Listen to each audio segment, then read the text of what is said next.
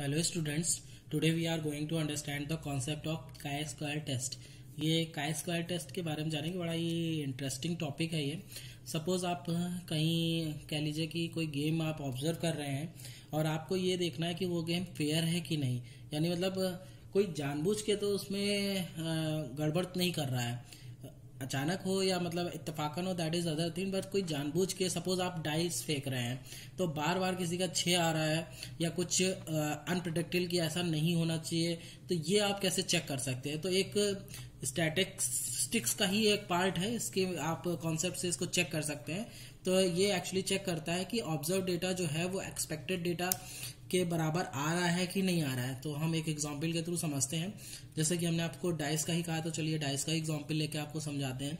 एक डाइस है, ठीक है, इसको हम क्या करते हैं 204 बार फेंकते हैं, ठीक है, एक डाइस को 204 बार फेंकते हैं। तो आप एक गेम ऑब्जर्व कर रहे हो जहां पे ऐसा हो रहा है कि 204 बार फेंका जा रहा है वो डाइस, कुछ लोग खेल रहे हैं। तो जब आपने ऑब्जर्वेशन ली तो यहाँ पे ध्यान दीजिएगा कि एक आने की प्रोबेबिलिटी, एक जो आया वो 22 बार, दो जो आया वो 24 बार, तीन जो आया वो 38 टाइम, 4 जो आया वो 30 टाइम, 5 जो आया 46 टाइम एंड 6 जो आया वो 44 टाइम। एक्चुअली 204 में अगर पहले से ना बोलूं तो ये जो डेटा आपको दिया होगा इसको आप नीचे वाले डेटा को ऐड कर लेंगे तो 404 टाइम आया, यानी मतलब 204 बार फेंका गया, जिसमें 22 बार एक आया, 24 बार 2 आया, 38 बार 3 आया, 30 बार 4 आया, 46 बार 5 आया एंड 44 बार 6 आया। तो आपको चेक करना है सपोज, तो ठीक है, हम ये ऑब्जर्व डेटा है। अब आप चेक कैसे करोगे? तो आप ये बताइए कि एक आने की प्रोबेबिलिटी डाइस में क्या होती है या 4 आने की प्रोबेबिलिटी डाइस में क्या होती है? हर किसी की आने की प्रोबेबिलिटी 1/6 होती है, ठीक है। तो आप कैसे करोगे? जस्ट थोड़ा सा प्रोबेबिलिटी आपको कॉन्सेप्ट क्लियर होना चाहिए, ठीक है।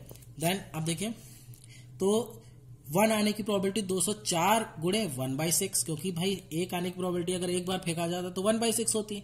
तो वैसे ही 204 बार में क्या होगी 34, ऐसे ही 2 आने की 34, यानी हर एक के आने की प्रोबेबिलिटी क्या होगी 34। ओके, तो ये आपने क्या कर लिया, ये आपका एक्सपेक्टेड डेटा है और जो आपने ऑब्जर्व किया वो आपका ऑब्जर्व डेटा है। अब chi-square टेस्ट ये कहता है, ये 5 स्टेप प्रोसेस होता है। ये कहता है कि सबसे पहले क्या करो, आप एक हाइपोथेसिस अज्यूम कर लो जिसे कहते हैं H0 मान लेते हैं कि डाइस जो है हमारा वो, देखिए H0 मान लेते हैं डाइस जो है हमारा वो फेयर है, ओके। एंड अगर H1 मान लेते हैं डाइस जो है हमारा अनफेयर है, ओके।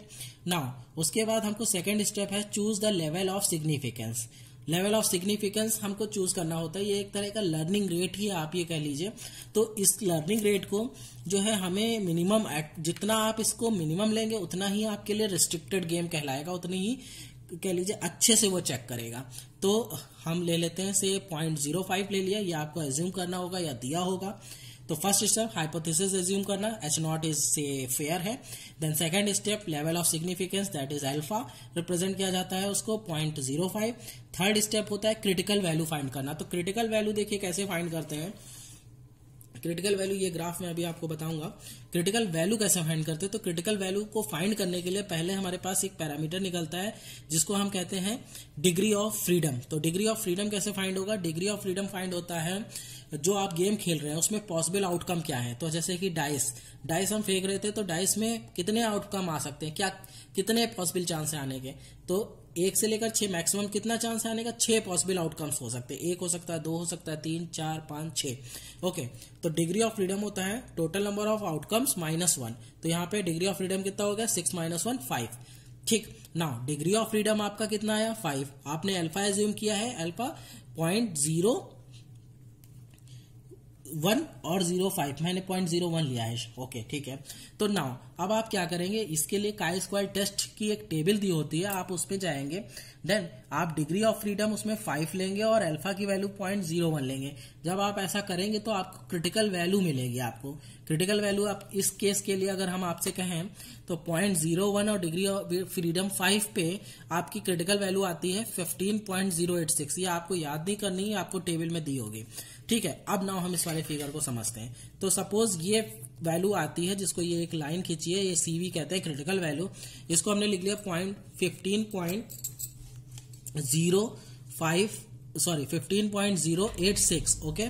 नाउ इसके इधर का जितना भी पोर्शन होगा that is the rejected portion. यानी मतलब अगर हमारा डेटा उस साइड आ गया या हमारी प्रोबेबिलिटी या हमारा जो भी कैलकुलेशन आप निकालने जा रहे हो इस मैथमेटिक्स में वो उस साइड आ गया, then your game will be rejected, यानी मतलब वो गेम अनफेयर है। ओके, एक बार मैं फिर से आपको बताता हूँ। फर्स्ट स्टेप है हाइपोथेसिस, आप एज्यूम कर लेते हो। सेकंड में आप अल्फा डिग्री कह लीजिए लेवल ऑफ सिग्निफिकेंस आप एज्यूम करते हो। देन या तो एज्यूम करते हो या दिया होता है। देन क्रिटिकल वैल्यू फाइंड करते हो। क्रिटिकल वैल्यू फाइंड करने के लिए आप डिग्री ऑफ फ्रीडम फाइंड करते हो। डिग्री ऑफ फ्रीडम और लेवल ऑफ सिग्निफिकेंस को मिला के टेबल से चेक करते हो, तब आपके पास वैल्यू आती है। एक बात ध्यान रखिएगा, अगर आपको टेबल नहीं दी है तो आप इक्वेशन बना लीजिए एक्स के टर्म में, वाई के टर्म में आप जस्ट एक इक्वेशन बना लीजिए, because this is the concept that check कि आपको पता है तरीका कि नहीं पता है। देन नाउ अब आप क्या करेंगे, आपके पास ये हो गया। देन अब आप क्या करेंगे, ये काई स्क्वायर टेस्ट का स्टैटिस्टिक्स है, मैंने बताया ना ये स्टैटिस्टिक्स का ही एक पार्ट है। तो ये कैसे चेक करेंगे आप, फॉर्मूला दिया होता है कि chi squared value equal to summation of observed O for observed value, I for expected value और O for observed, E for expected. I जो है वो नंबर ऑफ आपका 1 2 3 4 5 6 था तो उसके लिए है का होल स्क्वायर अपन ई आई। ठीक है, ये हो गया। तो अब आप इसमें देखिए सिंपल सा है, कुछ नहीं है इसमें, थोड़ा सा लेंथी लग रहा है बट है नहीं, क्योंकि मैं समझा रहा हूँ पूरा डेप्थ में। तो जो आपका ऑब्जर्वेशन था 22 था, मतलब पहले 1 आने के 22 बार 1 आया था तो 22, और जो आपने कहा था कि ओके 206 बार फेंक रहे हैं 1/6 34 बार ही आएगा हर डेटा, तो 22 माइनस 34 का होल स्क्वायर अपन एक्सपेक्टेड डेटा 34। ये देखिए फॉर्मूले के हिसाब से चलेंगे हम लोग। ठीक है, प्लस दूसरे के लिए 24 माइनस 34, 24 2 आने के चांसेस 24 बार आया था। ऐसे 30 बार आया तो 30 माइनस 34, क्योंकि ऑब्जर्व डेटा आपका था 20 24 30 46 44 और एक्सपेक्टेड डेटा सब में 34 था, तो वही चीज हमने माइनस कर दी स्क्वायर और नीचे 34। तब जब आपने ये निकाला तो इससे वैल्यू आया कि 15.29। ओके, अब आपने जो वैल्यू टेबल से निकाली थी वो क्या आ रही थी 15.086। आपकी जो वैल्यू आई वो इससे ज्यादा है, यानी मतलब आपकी वैल्यू किधर आई, इधर आई। जब इधर आई इसका मतलब ये किस रीजन में चली गई, ये रीजन में चली गई रिजेक्टेड रीजन में। जब ये रिजेक्टेड रीजन में चली गई इसका मतलब क्या है कि जो आपने माना था, जिस अल्फा के लिए आपने ये सब पूरा निकाला था, वो बताता है कि आपका गेम जो है वो अनफेयर है। तो ये ओवरऑल कॉन्सेप्ट होता है आपका कि चेक करने के लिए कि हमारा जो गेम है वो फेयर है कि नहीं। एक बात और मैं ये कहना चाहूंगा, ये एग्जाम्पल आपको खुद ही करना है, बट मैं आपको एक चीज बताना चाह रहा हूँ। सपोज आपको एक क्वाइन है, ठीक है, वी फ्लिप 50 क्वाइंस, 50 क्वाइन है मेरे पास, ठीक है, एंड वी गेट 20। मैं एक एक के सपोज 50 क्वाइन है, उनको मैं एक साथ उछाल देता हूँ तो 28 बार हेड आता है और 22 बार टेल आता है। टोटल क्वाइन 50 ही है, देखिए अब 28 बार हेड और 22 बार टेल आया। ठीक, तो हम क्या मानेंगे, अगर हम 50 क्वाइन को उछालेंगे तो नॉर्मल हमारा क्या होगा, आवर एक्सपेक्टेशन ये होगा 25 बार हेड 25 बार टेल आए। लेकिन this can be a whole number, ये जरूरी नहीं, यहाँ पे होल नंबर ये जरूरी नहीं है, ऐसा कुछ नहीं है, क्योंकि हम वहां पे वो नहीं चेक कर रहे हैं। इफ वी फ्लिप 51 टाइम, अगर मान लो 51 टाइम हमने कहा होता तो हमारा एक्सपेक्टेशन 25.5 और 25.5 हेड और 25.5 टेल हो सकता था। तो यहाँ पे आपका होल नंबर का कोई कॉन्सेप्ट नहीं, just you are trying to check your concept. फिर देखिए अब पूरा फिर वही किया हमने कि निकाल लिया, तो 28 माइनस 25 का होल स्क्वायर, 22 माइनस 25 का होल स्क्वायर, तो हमारे पास ये आ गया।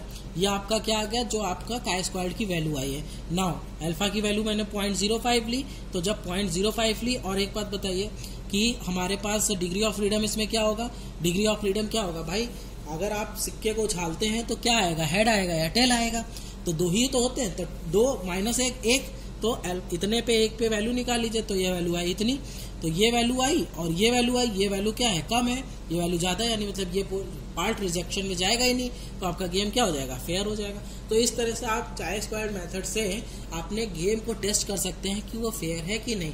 आप चाहें तो इस पर एक मैटलैब का सिंपल सा प्रोग्राम बना सकते हैं, एक वैल्यू इसी एग्जाम्पल को लेके, और बैकग्राउंड में इसका जो टेबल दी होती है उसको डेटा को स्टोर करके एक्सेल फाइल में आप रिकॉर्ड चेक कर सकते हैं। जस्ट आपकी प्रोग्रामिंग इस तरह से एक अच्छी हो जाएगी और एक छोटा सा गेम बन जाएगा। Thank you so much.